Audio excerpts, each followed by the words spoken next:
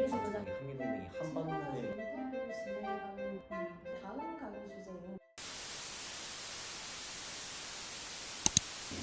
안녕하세요. 미래지도자 과정 5회차 한미동맹의 발전과 도전과제 과정을 취재하러 온 큰따 서포터즈입니다. 오늘은 미래지도자 과정 5회차 수강생 임재현 씨를 모시고 인터뷰를 해보려고 합니다. 우선 수강생분 자기소개 간단하게 부탁드려도 될까요? 저는 현재 고려대학교 국제대학원에서 국제평화안보학을 전공하고 있는 임재현이라고 합니다.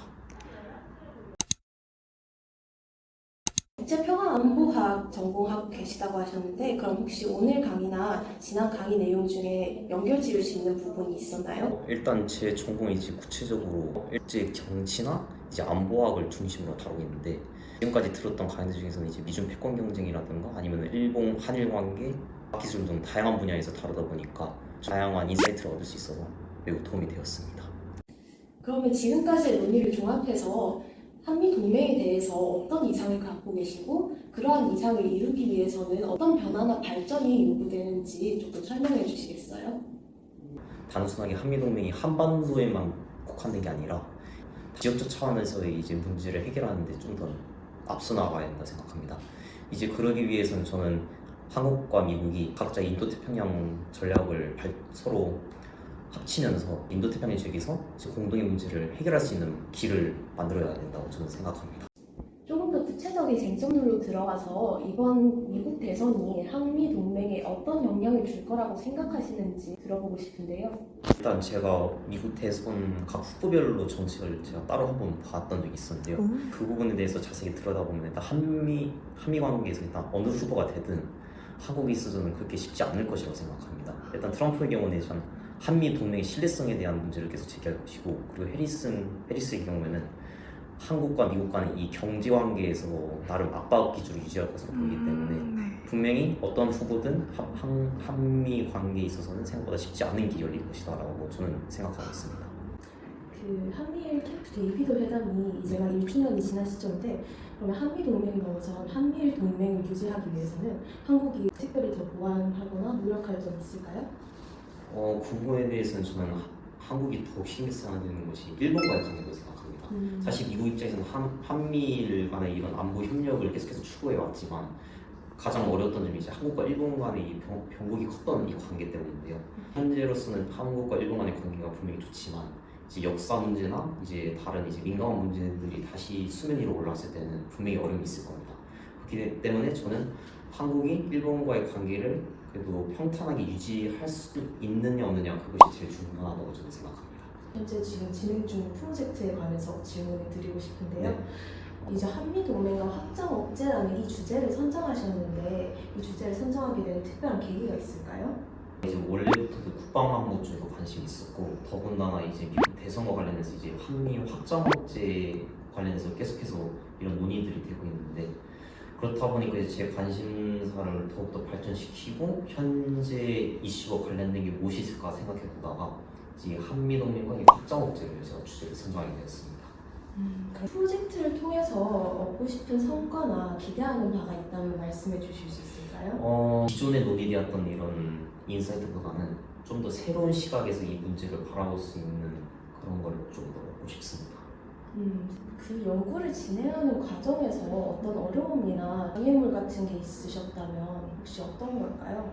연구를 할 당시에는 그렇게 큰 어려움은 없었는데 그나마 있다는 게 이제 서로의 각자가 관심사가 다르다 보니까 이제 의견을 처음에는 조금 좁히는데 좀 문제가 있었습니다.